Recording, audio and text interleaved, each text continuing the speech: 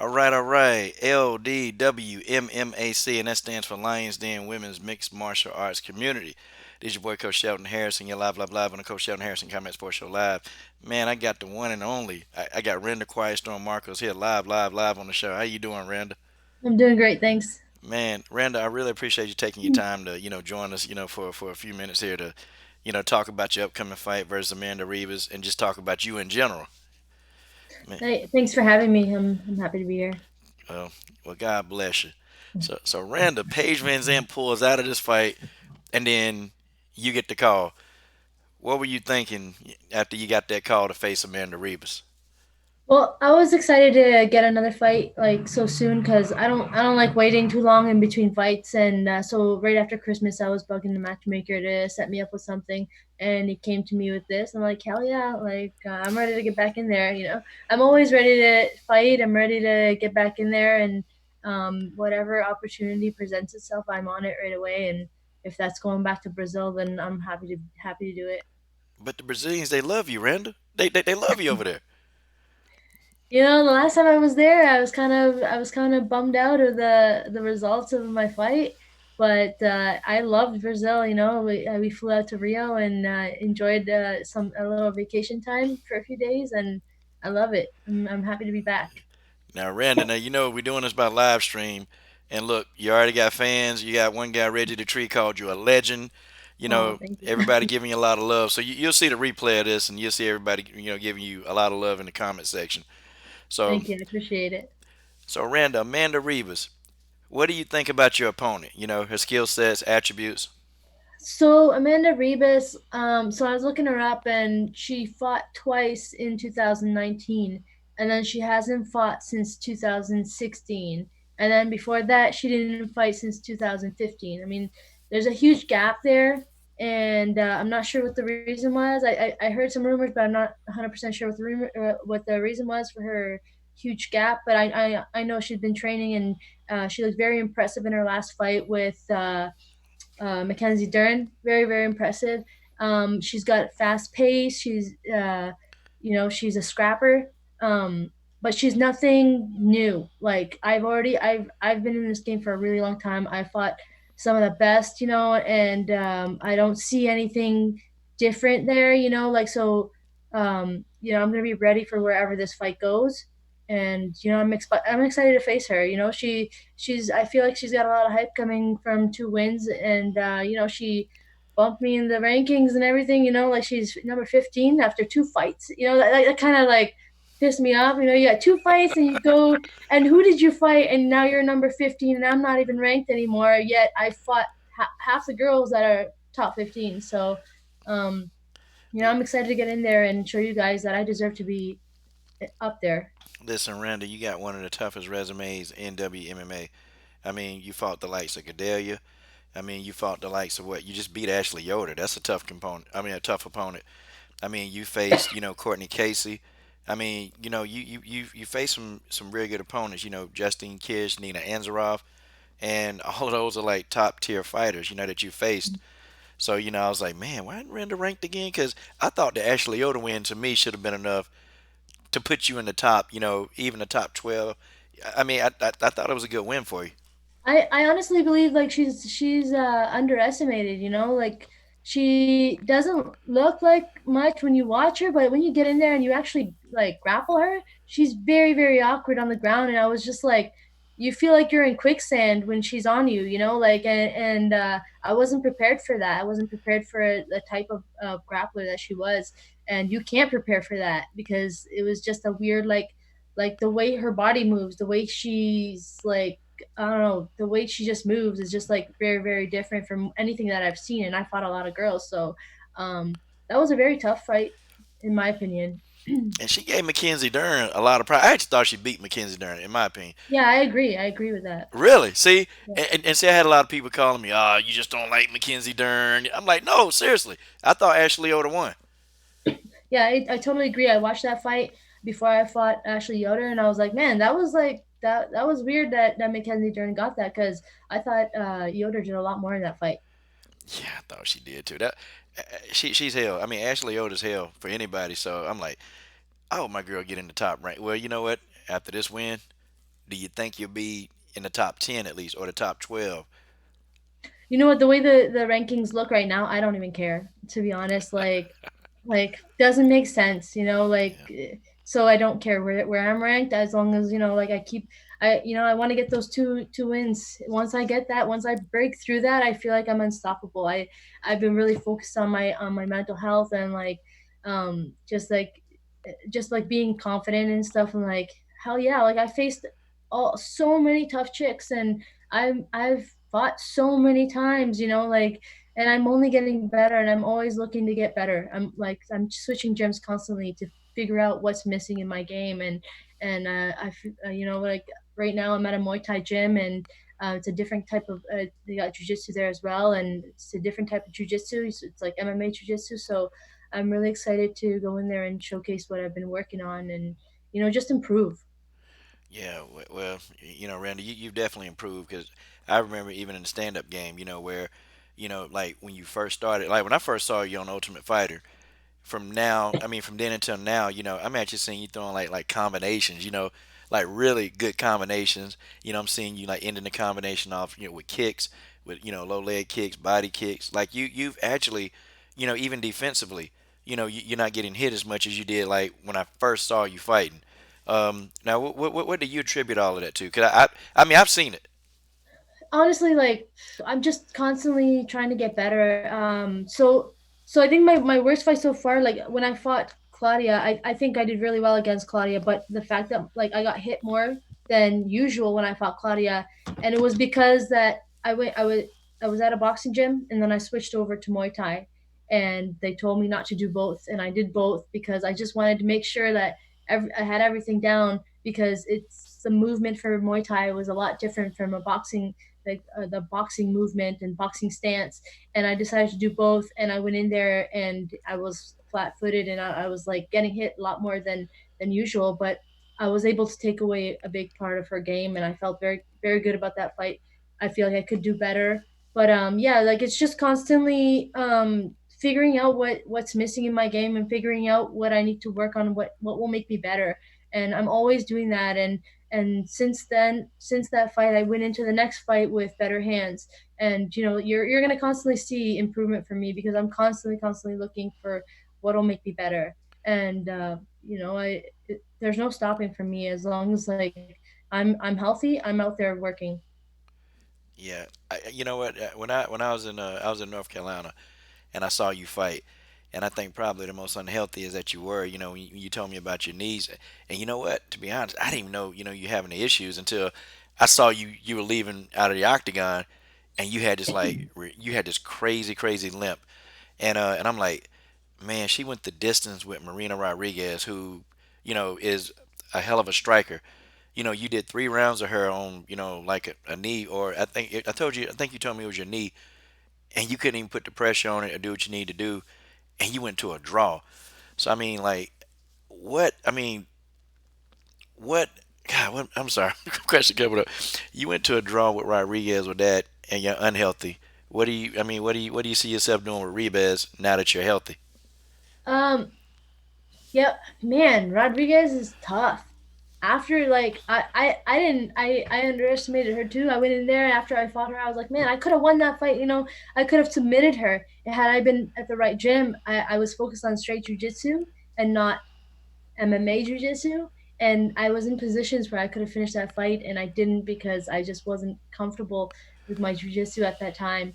So and then it came out with a draw and I felt like I won that fight. And yeah, I was pissed, but then after that fight I see Rodriguez beating the shit out of girls, like literally like destroying girls. I'm like, man, I made her look mediocre, and she goes out there and destroy these girls. Like people underestimate me so much, I feel, and I underestimate myself too. And I came out of that fight like, man, like I could have done better. I could have done better. But then after like seeing her destroy other girls, I'm like, man, like I actually did a lot better than I thought I did. So she's a tough chick, and I would love to fight her again. To settle the score there with a tie. I really wasn't happy with a tie, and you just don't know what to like how to feel about a tie. It's just weird. Yeah, well, you took them long legs and them long arms, and you wrapped it up, and she couldn't do anything, and she probably underestimated your strength. You're very strong because even in some of the positions you had against Nina Anzarov, Nina Anzarov is strong, and she couldn't just boss you around the octagon because they look at you, they say, oh, okay, she's small, but it's like whenever I see you clinch or whenever I see you go for a takedown, they can't really stop a lot of your takedowns. So, I mean, how the heck are you so strong? Cause where you putting all that strength in that body? Honestly, I owe a lot of that to wrestling back in high school, and I continued that for a long time, and I still wrestle right now. But I think just like that whole body strength, it's not weightlifting. I never weightlifted. I never did any of that stuff. I just like it's pure like learning to use your body and learning to use other people's weight and just like pushing, pulling. I think maybe it comes from there, and I don't know, like that's all I could think of is like the wrestling, and then I added weights after that. I added weights, so and a lot of people have told me I was freakishly strong, and so I don't know. People don't think it when they see me, but once they like roll with me or they feel my punches, they're like, "Damn!" So I just hear from people. I don't think I am, but I don't think they're gonna lie to you. I think they're gonna tell you the truth. I mean, hell, I've seen you do deadlift, and from what you put on social media, I've seen you do hang cleans, and yeah, Randa, you throwing that weight up pretty. You throwing it up pretty easy. That's what I tell you. Okay, so we got a message from a fan, and these are super chats. Now, what people do is, we're talking in a conversation, and some people they'll put cash up on the screen, and what I do with those super chats is actually I give it to like struggling MMA fighters, because and I think when you first start out and you're on your journey to become a professional fighter, it's kind of tough, especially financially. When for fighters are sure. trying to go out there, and I give it to fighters. I pick a fighter each month, give them the financial I give them the financial, gift from this particular channel, and then they use it for whatever they need. Reggie the Tree asked you. He said, "Coach, ask her if okay." He wants to know if you utilize mindfulness techniques during your training. He says you seem really relaxed in the cage, and he said you're brilliant. Um, Sorry, what was the question? That I He like. want he wants to know if you use mindfulness techniques. Oh yes, 100%. So I speak with the sports psychologist right now, and on top of that, I do a lot of positive thinking, a lot of positive reinforcements, and that's definitely a huge part. And also, what I learned is like living in the now rather than worrying about the outcome. That is a huge. Once I started doing that, once I started thinking about what am I doing right now? Like even like when I'm in the back room warming up, it's like I'm thinking. I used to think, oh my god, I gotta win, I gotta win, I gotta win. Instead I've switched my mentality to thinking, okay, what am I doing? I'm wrapping my hands. Enjoy this moment. This moment's gonna pass like so quickly, and it's gonna be a past memory. So as I'm getting my hands wrapped, I'm thinking about that. As I'm walking out to the cage, I'm thinking about every step that I'm taking. My song's on, the crowd is cheering. I'm looking at other people like I'm living in the moment. And then as I'm fighting, I'm thinking about winning every situation and every punch. You know what I mean? Like when you do that, things start to slow down instead of like in the past I've fights for me have like gone like that and I'm like, man, I don't even remember the fight. And where when I think about what's happening right now, it feels like everything's in slow motion. Like when I went in there with Angela Hill, everything was slow motion in that fight because I was in the moment and I was able to do and I was thinking about winning every situation and I was able to do that and I was able to come out successful and I didn't even care about the outcome. I didn't think about the outcome. Whatever happens, happens. Because like my fight where I had a draw, like you can't predict that stuff. You can all I was thinking about was like, am I gonna come out with a win? Am I gonna come out with a win? I draw like that was like a throwing a wrench in the whole game plan. Is you can't think about the outcome. All you can think about is what you're doing right now and what you can do in the moment that will make you better for the next moment, in the next moment, in the next moment. So that's definitely a big takeaway from the mental training and the mental health stuff. Okay, so Reggie, she just gave you an education class. Okay, she gave you a straight education, man. You probably need to, hey, You need to go ahead and just get her address and send some money to her PR team. I mean to her. You need to do it, Reggie. Okay, stop being stingy.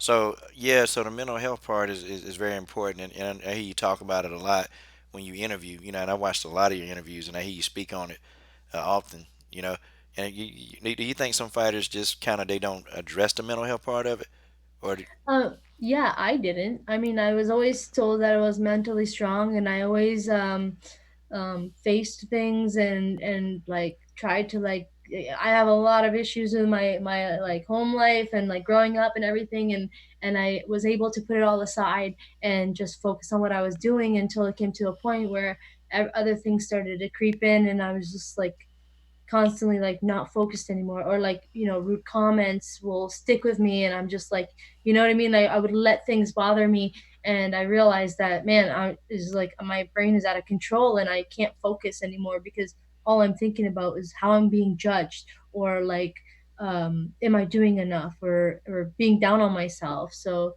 yeah, like those are definitely some of the things that we go through. wow? And people don't really know because sometimes the person looks completely normal on the outside, but then people really don't even know that this was going on. So Yeah. what would you do to opponents that would try to use that against you?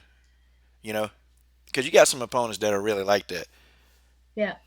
Honestly, when people like are rude to me, or treat me badly, for some reason I channel like me from when I was younger, and it just like, and I just become super focused. So it's better for me if somebody tries to verbally, attack me, or like try to put me down in any way, or like it's better for me. But I mean, I fought well without that too. So, but yeah, it doesn't, if so it does, it's not really the person attacking me that bothers me more, that affects me. It's more me myself, like me affecting myself, the things that I say to myself in my head, where it's like we're trying to focus on fixing that and being more positive, and like I said, the positive reinforcements.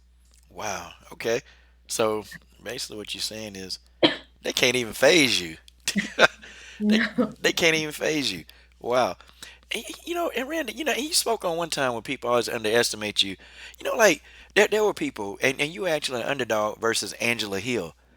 Like, yeah, you actually. I mean, I was like, man, she got a resume. Like, she done fought some killers in the UFC, and I'm like, what? But then you get in there and you get that beautiful, beautiful armbar submission. I mean, it was almost like you was in water swimming, and then you just caught your prey, and then that arm said yank. You know, what was your feelings? After all of that went down. I felt like my old self again. Like back in the day, every fight was a armbar submission. I was, as an amateur going into a pro, I loved that armbar, and I just I like kind of like went back to my old mentality where I don't give a shit. Like nobody knows me. Nobody's pressuring me. Especially that's a big part too. Like no one thinks I'm gonna win tonight. I'm the underdog. No one thinks I'm gonna win. So no pressure. Just go out there and do your thing.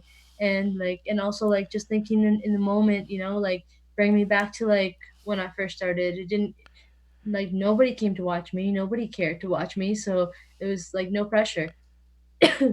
I know it felt amazing, man. Coming out with that armbar, I forgot what that felt like. It just felt so good, and like, and then like, getting that bonus on top of that. It's like, man, I just fought for like 3 minutes and I made a ton of money.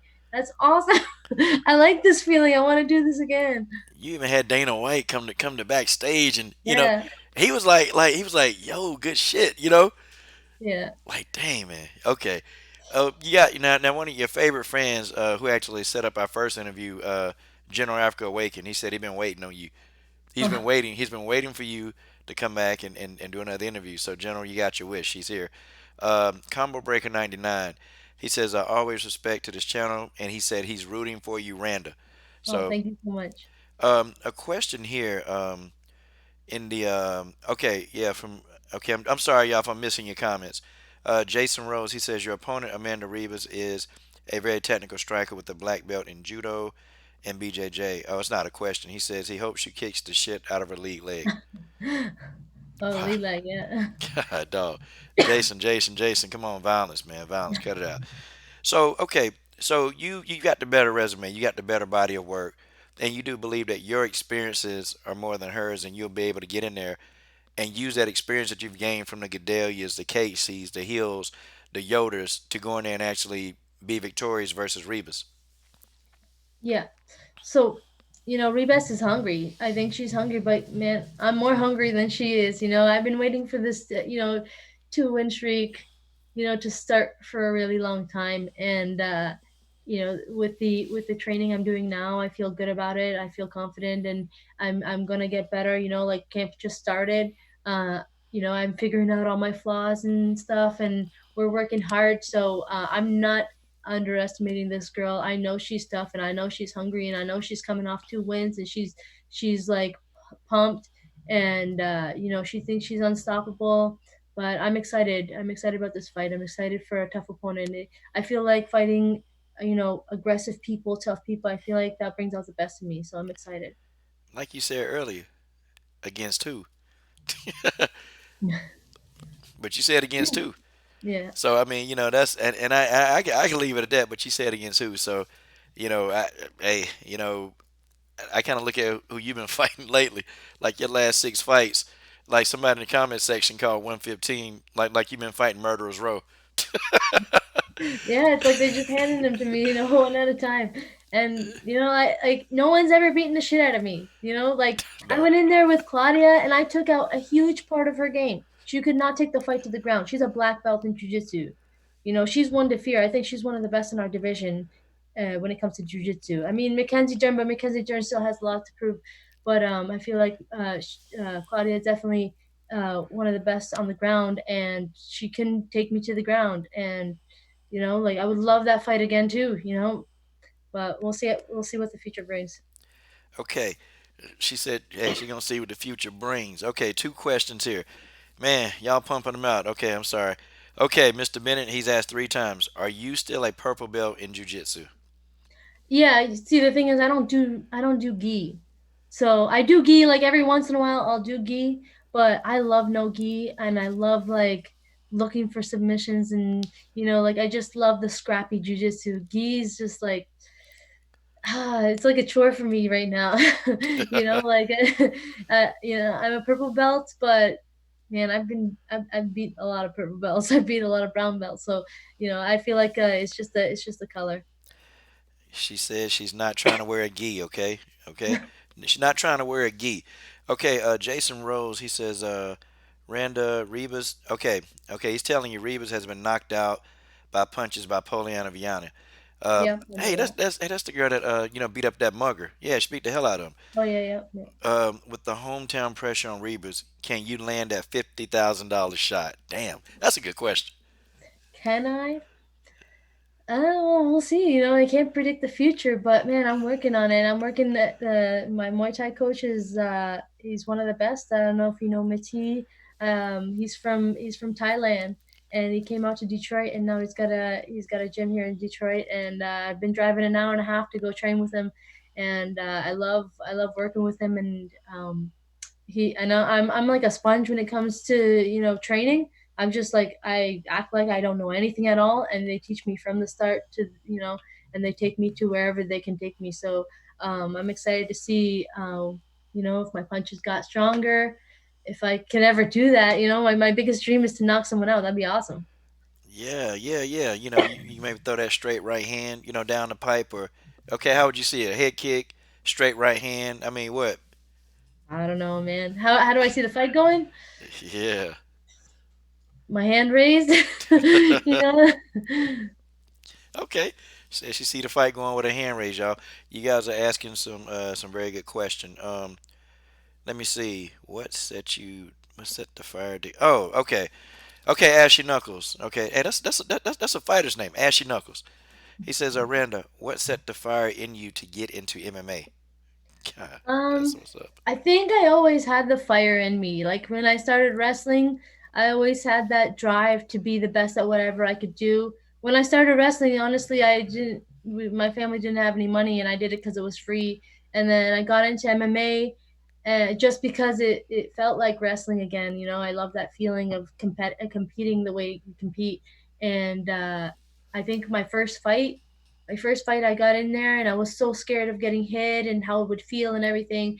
And I got in there and I got hit, and I was just like, "This is awesome." It's just like I think that set the fire in me. And after that, my very first fight, I was like, "I love this. This is what I want to do." And I think ever since then, I was just like, I loved it. It's just my drive to want to get in that cage and like just fight.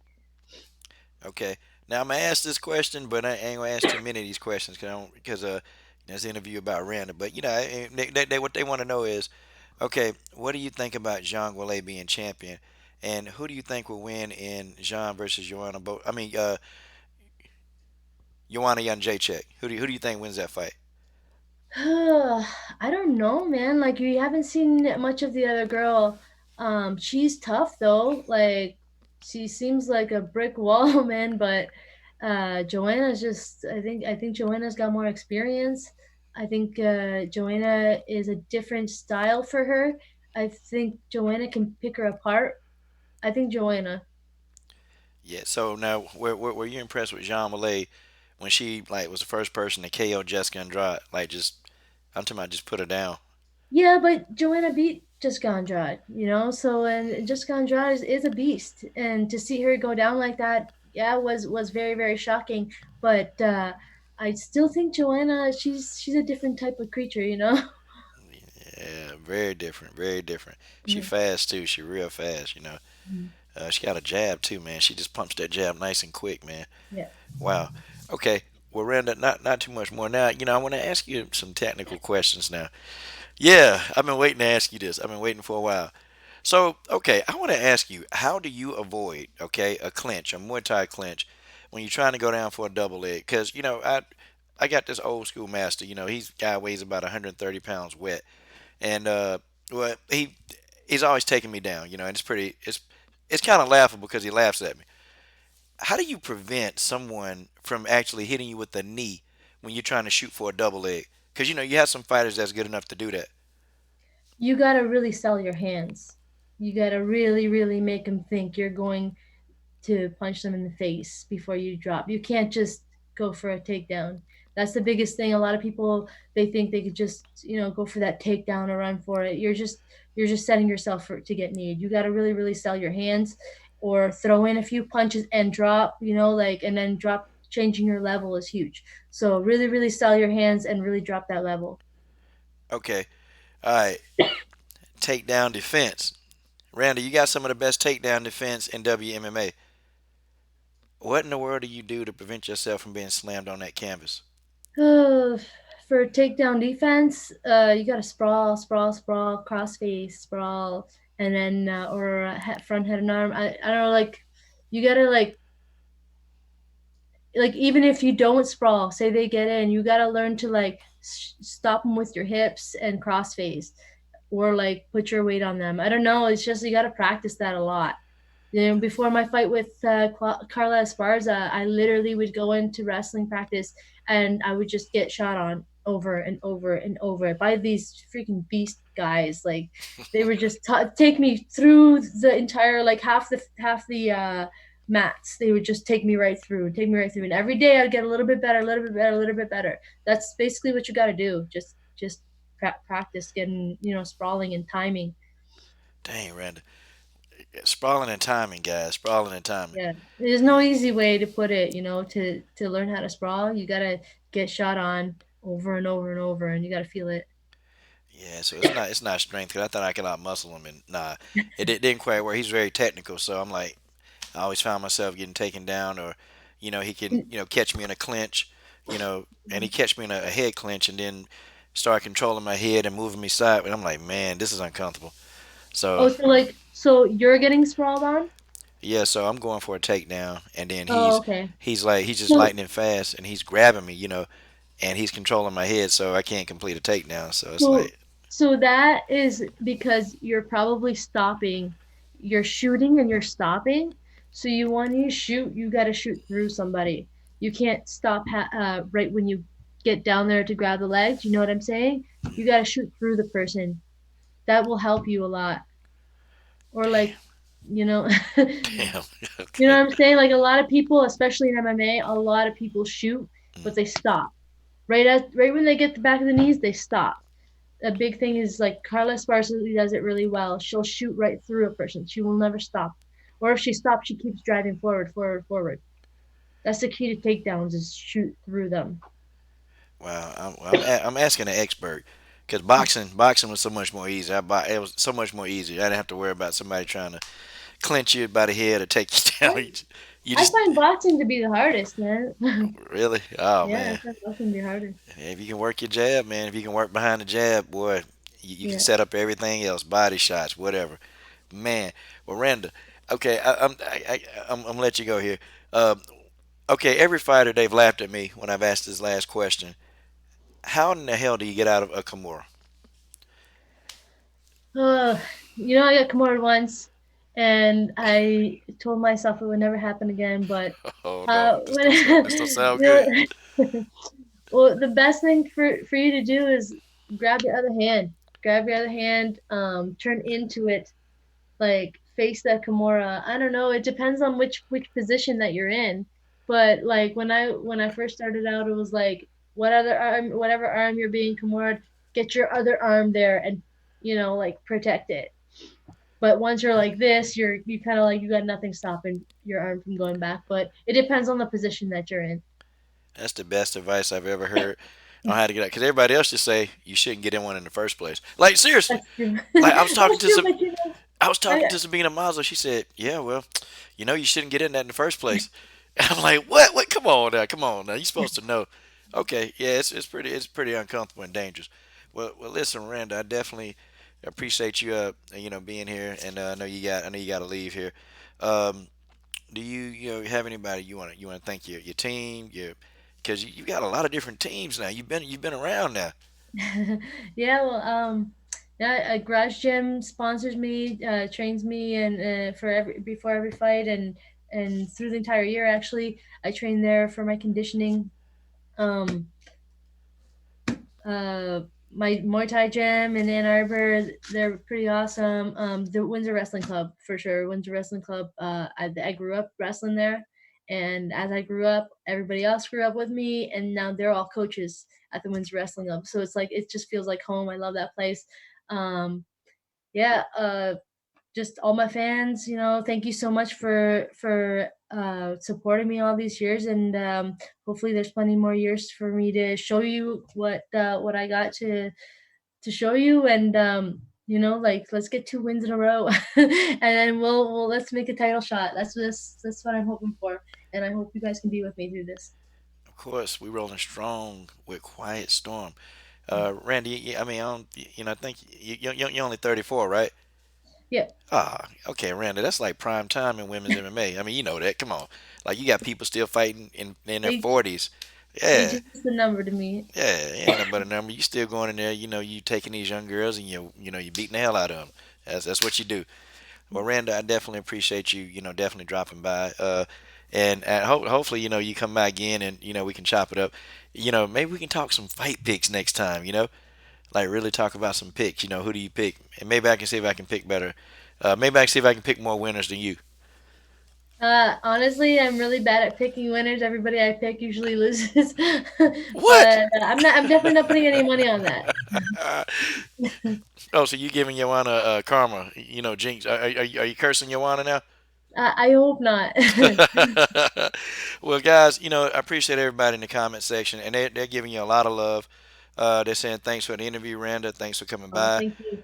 Yeah, and definitely, and Dan, go back in the podcast. She actually answered, what she would do against Ribas, early in the stream. So I won't answer it again. Hey, Randa, could you say, hey, my name is Randa Quietstorm Markos. You're listening to Coach Shelton Harrison comment. Crap. I can't even say my own damn thing right. I'm Randa Quietstorm Markos. You're listening to Coach Shelton Harrison.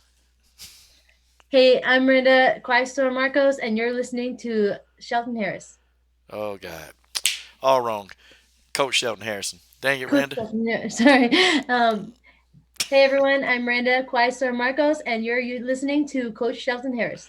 There you go. Finally, finally. Hey, it only took you twice. Everybody else takes them 4 times. So All right, Randa.